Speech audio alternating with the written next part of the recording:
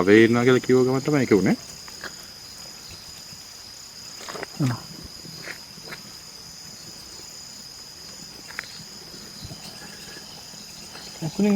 ඇතුලෙන් ආවනේ.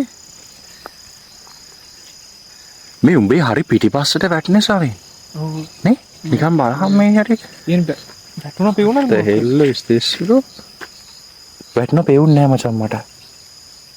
මේක උඩුවත්ද? උඩ. මේක නෑනේ. බර දෙයක් මචං.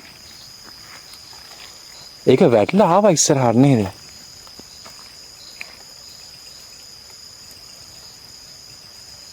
ඔය මොකද කිව්වා දැක්ක එළිය? මම දැක්ක කහපාට ඩොට් එක. නේ උතන ඔන්න හරි. ඉස්සරහ? මන්ට කනවා මෙතන කිව්වා. ඉතින් මම අහවල්ලා බලද්දි තිබ්බේ නැහැ. තිබ්බේ නැහැ. තිබ්බේද?